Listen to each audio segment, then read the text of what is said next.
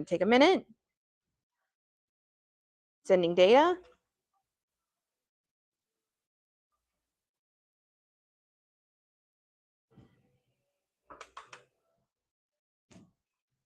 Giving us a run for our money. We're trying to wait to see if we're live. I'm going to kind of zoom in on this. Oh.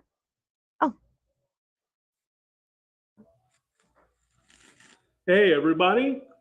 It is another Tuesday here at Odin's Place, so it's time to go over some of the new releases for this week. We're going to go nice and quick, starting with 100 Bullets at the beginning of the alphabet. You'd have to be smoking crack to not read this comic. It rules. Rizzo and Azzarello are back. There's a cover A and a cover B as Brother Lano continues fanning the flames of the upcoming class war that's ripping apart the country. On a more cosmic note, we move on to Absolute Green Lantern number 17. There's cover A, cover B, C, and D. Starting a new Brainiac-centric story arc in Absolute Superman, we got issue 22 here. This will be like a two-part arc here. With this issue is cover A, B. He's all powered up like a Super Saiyan here. And then this cover is actually a fun reference to a John Byrne cover from his post Man of Steel reboot after Crisis on Infinite Earths. It was the same issue that introduced Metallo, the man with kryptonite heart. Here we're getting the absolute version of Metallo. So it's a fun little throwback if you're a nerd from back in the day. Next up is the accessories, number 1. Haven't had a chance to read this yet, but it's a creepy number 1, and we are finally on the march to Halloween, as far as I'm concerned, anyway.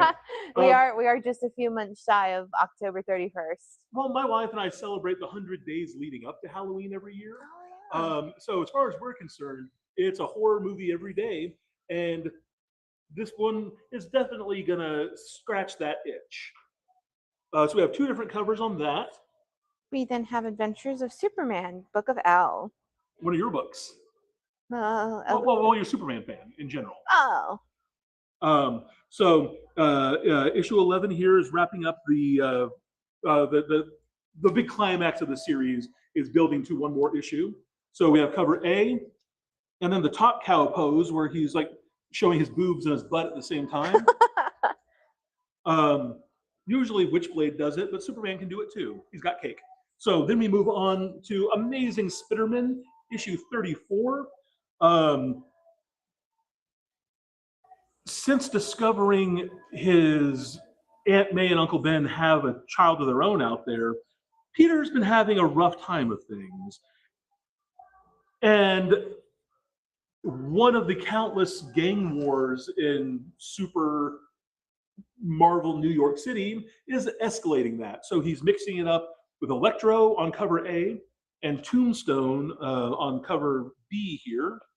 We have a 60 Years of Mary Jane. Yep, that is her applying some makeup. And then we have the Disney's Pixar Up variant. I believe this is a Taquito Coro coming up, the cover coming up. Absolutely, yeah. And then riffing on McFarlane there, this just makes me feel old, but I'm sure the inside will be fun. Then we have our 1 in 25 incentive here. That one looks rad. Got a couple of more copies of Avengers Armageddon with the Magic the Gathering promo card inside. Yeah, so this is going to be the same book that you've already read if you've already read it. But I know a lot of people didn't get issue 1. We sold out very quick because... And that was of all the variant covers.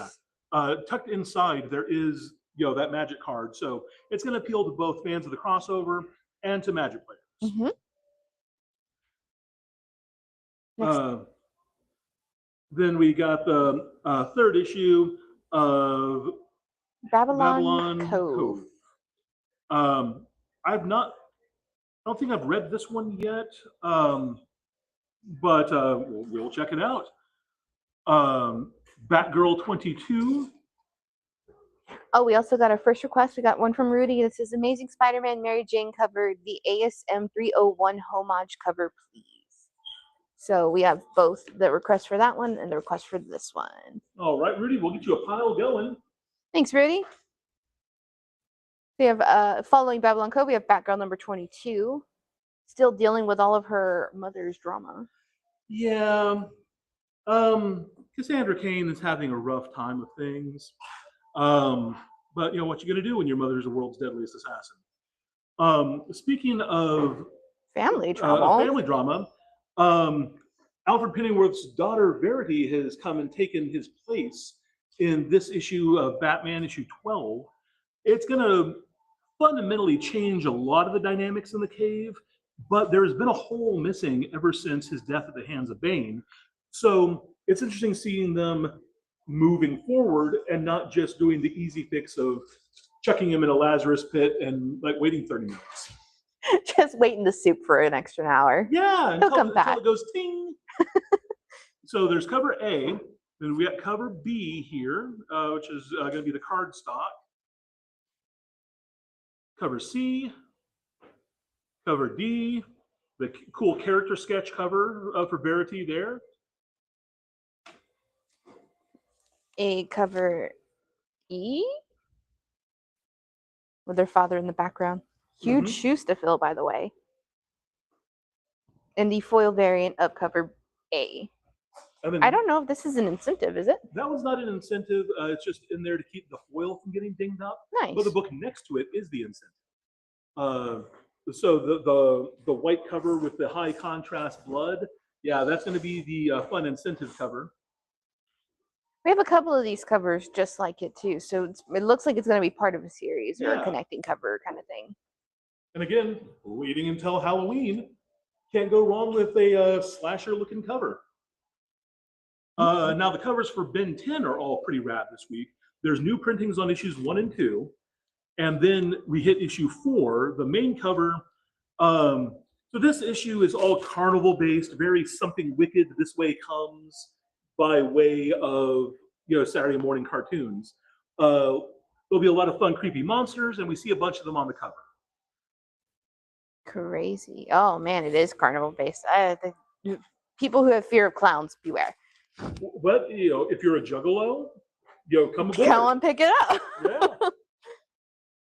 There's all the it's not specifically just exclusively for juggalos, but any fans of the Dark Carnival can appreciate it.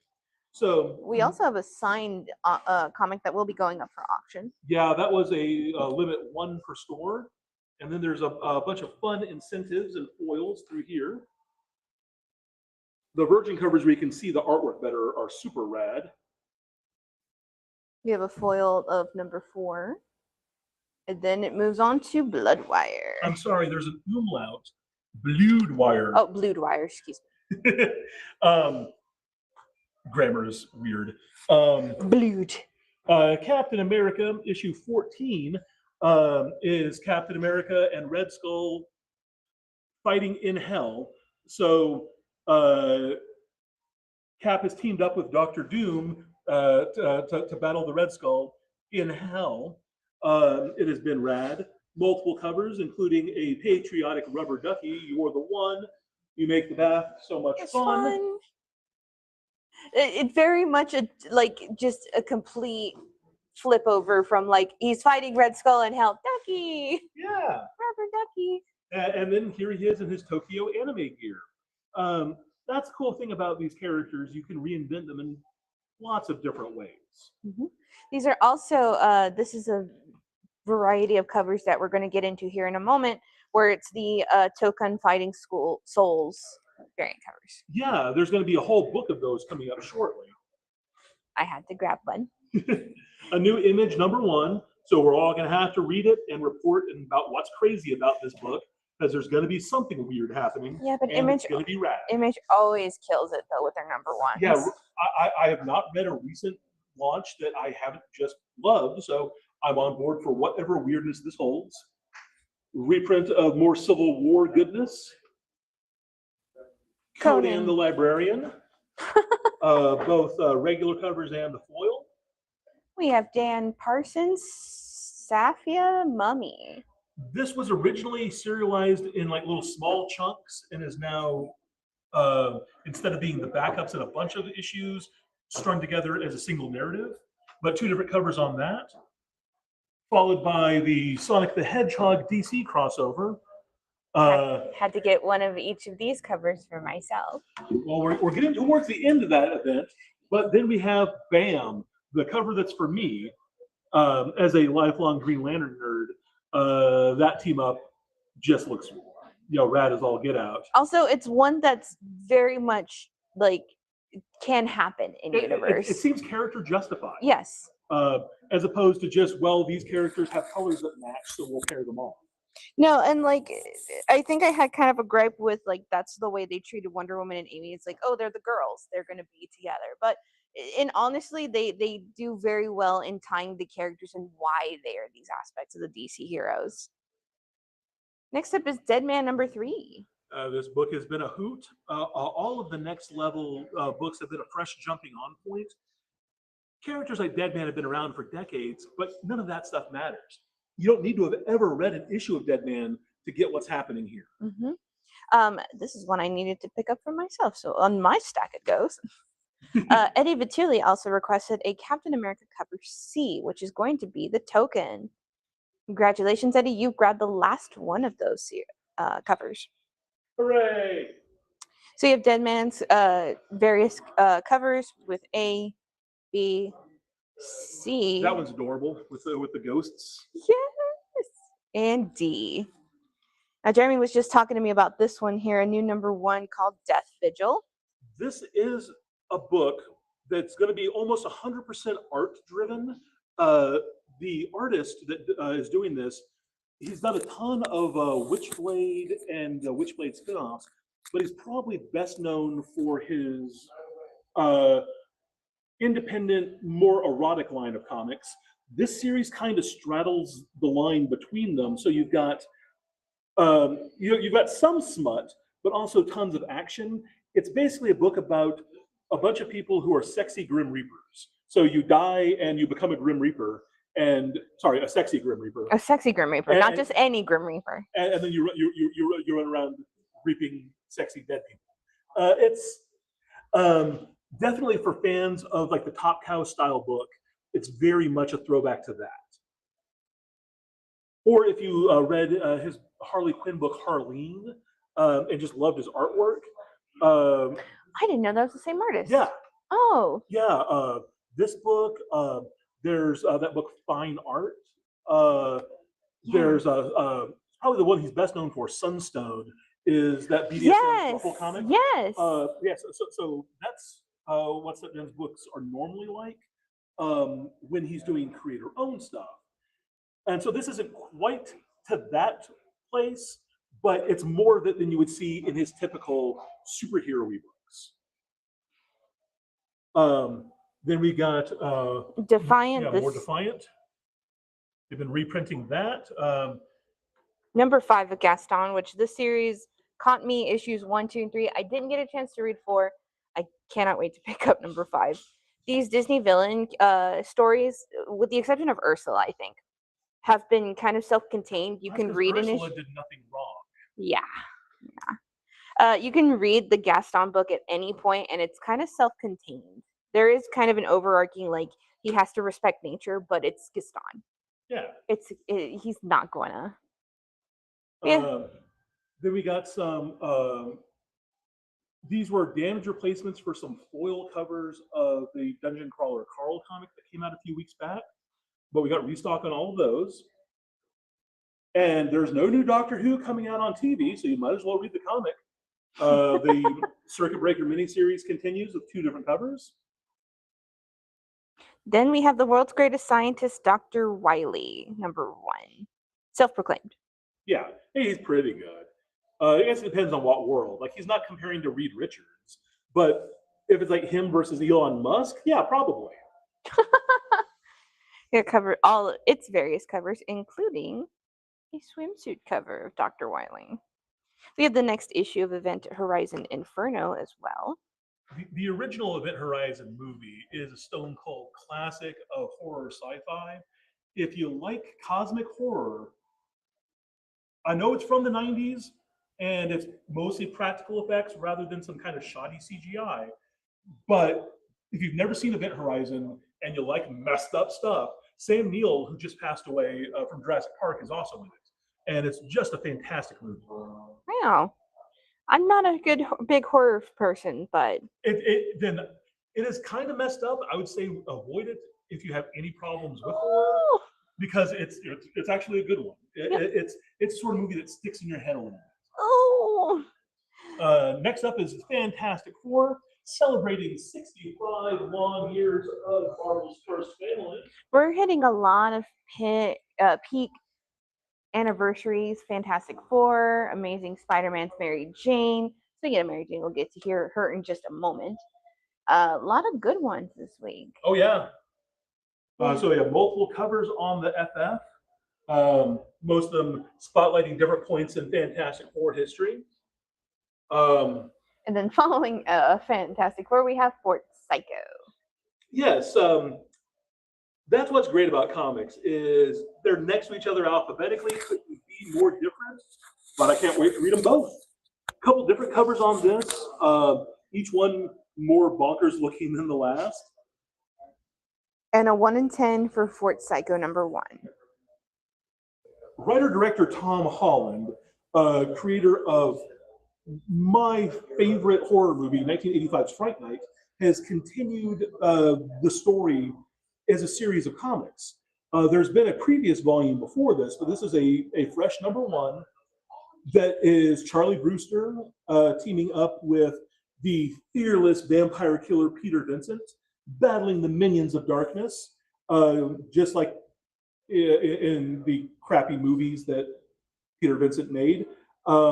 Fantastic book, even better movie. The remake with David Tennant is actually really good too. Then we got Ghost Machine Official Handbook. This one covering Hyde Street characters. So these Ghost Machine official guidebooks are to get you started into Image Comics right now. So they have a couple of blurbs in there that are like, hey, this is where you should start. Yeah. Especially since so many of the different creators have weird little corners of their different universes. It's a helpful guide.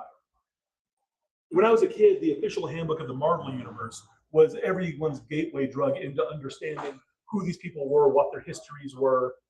I never read Amazing Fantasy 15, but I read the synopsis of it in the official handbook of the Marvel Universe.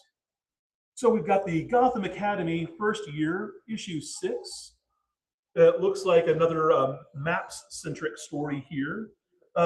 These are kids that go to school in Gotham to the same elite like prep school that Bruce Wayne and Damian went to. And it's, of course, haunted as all get out. It's Gotham. There's weirdness there. It's fun. Next up, we have Iron Man. Iron Man is fighting Whiplash as personified by Mickey Rourke in everyone's favorite Iron Man movie, Iron Man 2. Multiple covers, the same goodness on the inside. Again, another 60th anniversary of Mary Jane. Matt's going to be real happy this week. You never tell a lady her age. Well, she looks really good for 60 years. Yeah. Then we have JSA, a book near and dear to my heart. In this issue, members of the Justice Society of America have time traveled to the 1940s to witness the birth of the Spectre, as they're trying to tether a new soul to the force of God's vengeance and wrath in the modern day. Looking forward to reading that one. Jughead's Time-Ageddon. Very contrasting covers here. So Dan Parent goes for the classic Archie House style, but the way that the ooze is dripping off of Ronnie, I'm not okay with. It has a viscosity to it that just looks like it would make a dripping noise, like, and I don't want to imagine that. This cover, however, does not have the dripping noise. Yeah, that cover's great. Next up, we have the next issue of Lost Fantasy and an homage cover to Kingdom Hearts. Yay! Then we have, as stated before, Marvel Token for Strike #1. We had mentioned that earlier. What can you tell the listeners about Tokon? So Token is a fighting game that has you in control of 4 characters rather than just the normal 2 or 1 or 3 in some cases. You get a team of characters that you get to choose from, and that team can be like Robbie Reyes, Captain America, Wolverine, so on and so forth. Yeah, that guy wins. Yeah. If you have that team, I think you win. But you're also going against a different team that comprises like Storm, Doctor Doom, Spider-Man. I remember back when I was a kid, if both people wanted to play Ken on Street Fighter, they'd be different colors. They'd be different colors. So we have a couple different covers for this. And then the other big #1 is probably the Mary Jane Face It, Tiger. So this one shot celebrating decades of Mary Jane in comics, going all the way back to, what was it, Rudy? Amazing Spider-Man 41? 41 is the first Rhino. Isn't she like on the last page? I'm sure one of us remembers, but there's a bunch of different covers. I'm sure Rudy's going to comment down below. Vince Campos did make a request for everything Token for Strike. Well, sweet. I will put those in Vince's pile. Thank you.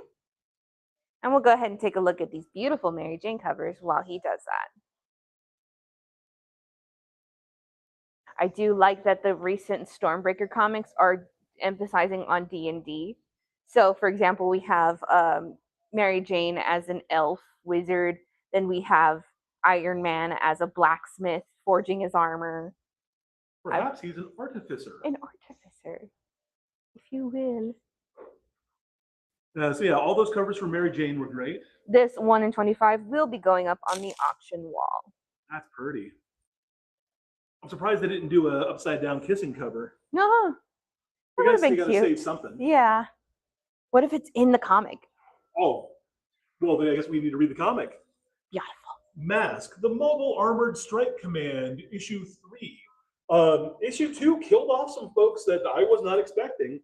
So just because you had the action figure back in 1986 doesn't mean anything. Just like G.I. Joe and Transformers, they're breaking new ground and doing different stuff here. And I think it's cool.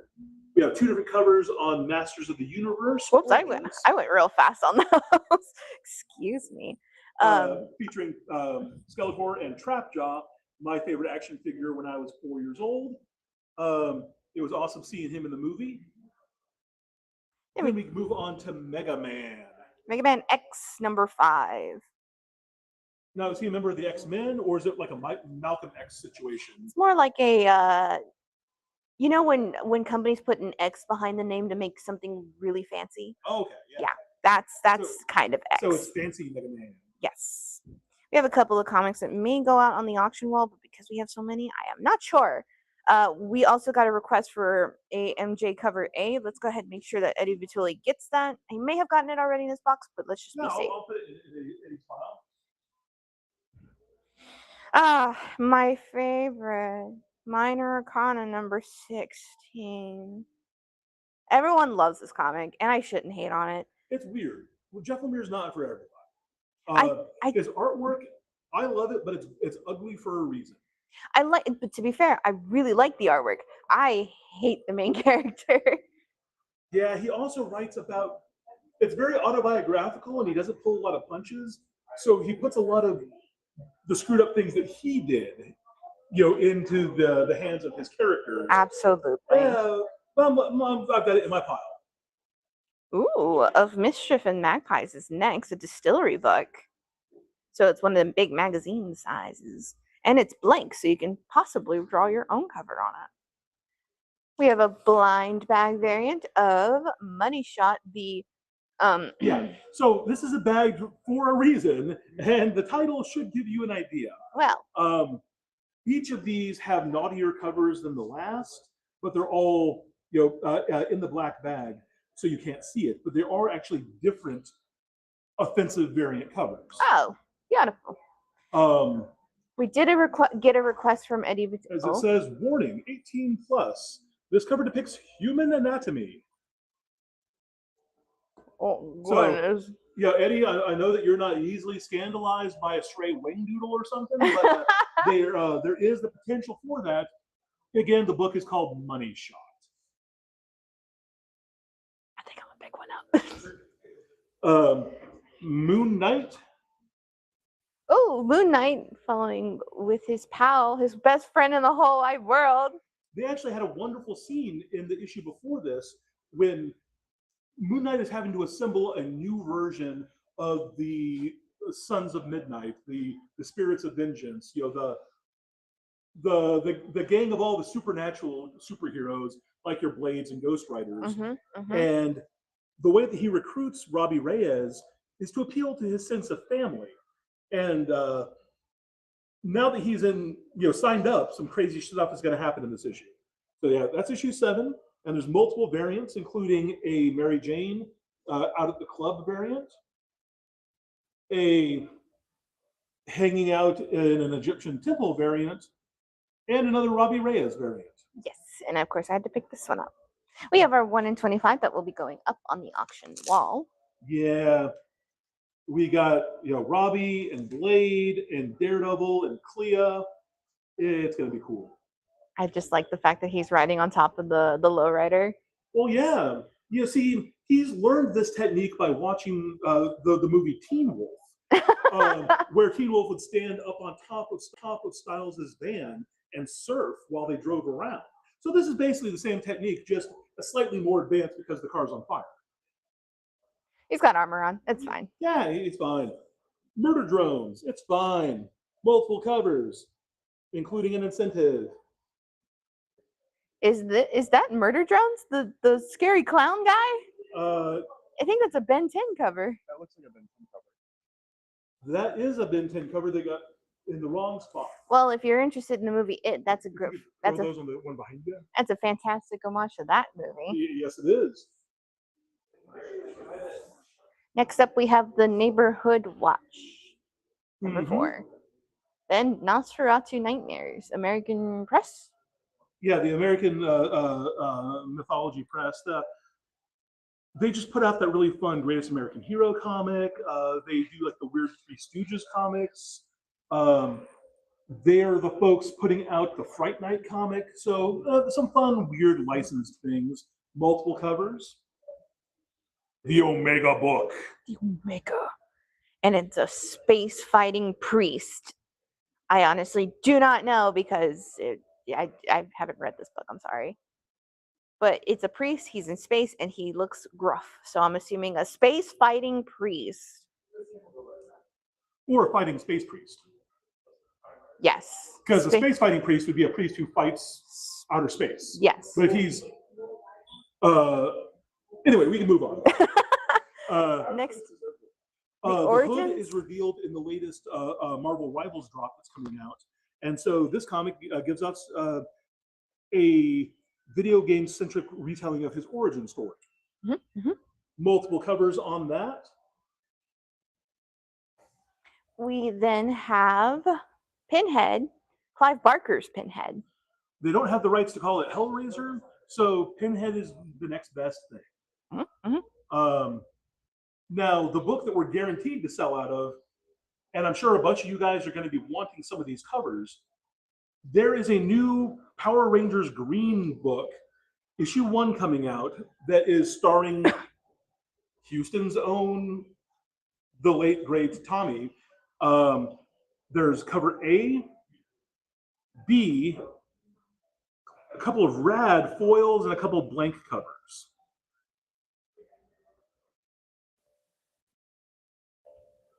Even if you're not normally a Power Rangers reader, this is a great pickup for any Houstonian. Yeah, he was our guy. He would go to any convention, any autograph signing, and he always made time for us. And boy, oh boy, do we miss him. Yeah. Oh man, do we miss him. He was the best. Also we had a couple of requests. Eddie Vituli worked a Mega Man Nintendo cover. Cool. I'm assuming we can. So we're going to go ahead and hand that off. It's Eddie. We'll take care of him. Oh, yeah. It's only 1 in 5 anyway. And we also have one of the Rivals covers, and that's one of each of the Rivals, the hood. So, For Eddie? yeah. Oh, no, for Vince. And then, of course, Vince requested one of every Power Rangers. Now, Vince, you got very lucky to be the first one to be read, at least the first one to comment, because we only have one of every cover. And that's why I wanted to mention this one specifically to you guys, to give you guys the first dibs on any of them. I knew we were going to sell out pretty quick. So this is Vince Campos's stuff. We do have two more base variant covers. These are just cover A. And of course, the 1 in 10 incentive is going to go up for auction. Next up is Punchline and the Vaudevillains versus Violante. Looks weird. The Very second weird. cover has something that really appeals to me. I am a sucker for speech balloons on a comic. It's something we don't see a lot of anymore, but it used to be a great way to set the tone for what you were about to read. And somewhere around the time of Brian Michael Bendis's run on Ultimate Spider-Man, covers of the major studios went to just being pinup and like posed pictures instead of like a scene from the book. And this looks like a throwback in all the great stupid ways. So I'm looking forward to reading it. The variant for it, the incentive, is great. I love that sugar skull aesthetic. This is a gorgeous cover. That looks like a tattoo. Definitely. Next up, we have issue number 2 of Queen in Black. It looks like this is going to be a weekly release. Yeah. So if you didn't get number 1 or did get number 1 last week, issue 2 is already out. So don't want to give much in the way of spoilers, but that cover kind of looks like the Supreme Intelligence all venomized. Draw from that what you will. Multiple covers, most of them featuring Hela, the Queen in Black herself. We have the 1 in 10 incentive sketch concept variant of Null. Cool. And the 1 in 25 with Mary Jane Venom versus Hela. Next up, Charles Soule has a Venom Unchained one-shot that'll probably be as essential as the Hela one-shot was last week for understanding what's actually going on in the crossover. This one's crazy. If you haven't been following the Venom books for the last couple of years, a lot has changed. For instance, that is not Eddie Brock on the cover. No, it's not. And so if you have been away from Venom or the Spider books in general, you might want to check out this one shot. It's going to answer a lot of questions you got. Just to answer your question, Vince, we did, alongside when you asked for every cover of Power Rangers, we did get you cover A. He was asking for cover A specifically, and I'm like, no, we already got it. We still have a couple of, we have one last cover for Venom Unchained. Then Realligator. This one looks weird. Yeah. Every cover is vastly different. I love a comic that looks like the deranged scribblings of a mental patient, or something that you would have done on your math homework instead of paying attention in class. And this book is both of those things. Next up is Red Sonja. She-Devil with a Sword. The next issue of Royals. 2 different covers. This is the next to last issue on that. And then the first issue of a new book called Sight. I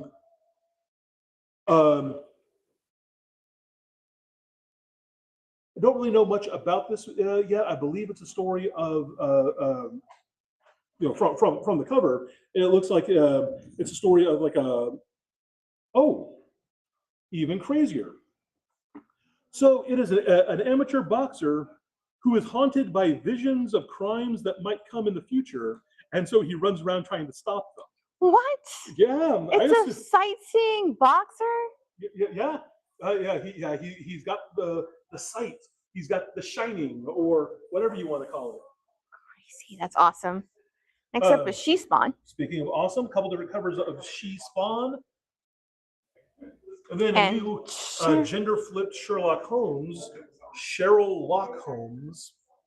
I think the title's a little bit too clever, but it could be a fun book. I'm always in the mood for a good locked door, stone cold whodunit mystery. The Smart Division #1.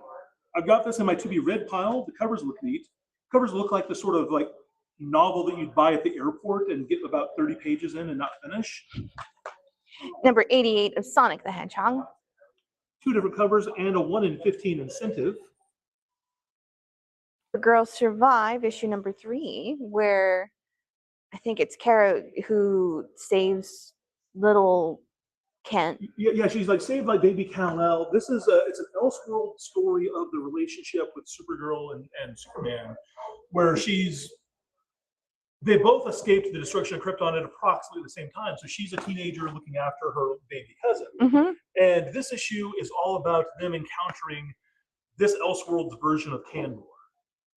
There's going to be some differences, but broad strokes, that's what's going on. Then we have a one-shot for Castiel, everyone's favorite Earthbound angel from the Supernatural Boys. We do only have three covers of the blind bag, and each blind bag comes with 3 variant covers of Supernatural Castiel, which is a #1. It was a one and done shot.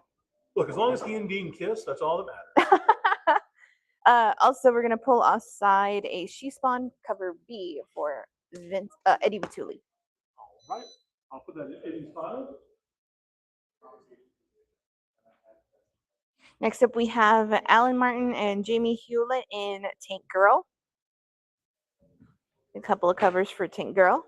Huzzah. It is a summer love sensation special. Summer special. Super summer special. Yeah, it's been a long time since the original creators have been involved in Tank Girl. The original artist went on to co-create the Gorillaz band with the guy from Blur. And they've mostly been doing music, haven't really focused on a lot of comics for the last 20 years. So anytime that we see, Tank and Jet and Sub and the rest of the girls pop up is always a good time. Moving on, TMNT Journeys, and then keeping it 80s with the Transformers the movie adaptation for issue 3. Here they fight Unicron. Then keeping in giant robots, we have UFO robot Grendizer. Yeah, this is very much like a throwback to like the Mazinger Z, like 70s big ass Shogun warrior robots of my childhood. A bunch of different covers. That's cover A, but we also have equally rad covers B, C, D, and a cool concept cover E. Oh yeah, that blueprint one is so cool. We have a crossover this week with Vampirella versus Red Sonja, Red City. And there's 2 different covers on that one. Oof. Wade Wilson's Deadpool. Yeah, there's cover A, B, another 60 years of Mary Jane, this time showing her actory side, where she's all, alas, poor Wade Wilson. I knew him back when he had a lot of pockets. And then, I don't know, is that like a CD? Or, there's something going on. It's cool. No, it might be Man Spider. Man Spider or Sheba. And then we have the 1 in 25 incentive. What if Captain America got thought out today? In the far off and futurist year of 2099. So he'll be teaming up with Miguel O'Hara and all the other 2099 characters that nobody remembers, like that guy. And this person. And that dude back there. The Spider-Man 2099 series by Peter David, it holds up today and it's fantastic. Right. The other books were also published. They exist. Yes. Number 8 of White Sky. Number 5 of White Sky. Number 8. I can read. Walking Dead reprint. And then the latest issue of Gale's Uncanny X-Men. Rogue and Gambit, having left the house, have now run afoul of Reverend Stryker. They really should do something about that guy. And a couple of rad variants. I love the Storm 80s one with her jam box. No Marvel is complete without Mary Jane. Mary Jane. So that's all the big stuff for this week. There's various graphic novels. There's an X-Men Apocalypse one-shot, X-Men Apocalypse Omega. But we have our graphic novels. This is actually a novel, the What If the Multiverse Was Doomed. Yeah. So there's a book, and then a whole bunch of graphic novels and hardcovers. And then we have the adventure animated adventures for Dungeons and Dragons, a complete library condition. So it's another great week at Odin's Place. If there's anything that you need added to your subscription list, make sure to contact us. And everything that you are subbed for is going to be in your boxes when we open, and everything else will be on the rack first thing tomorrow morning at 10 a.m. 10 a.m. See you there. We also have the pre-release for Hobbit coming up. We'll give more details here on Thursday. So tune in on Thursday for our What Are We Reading videos, and we look forward to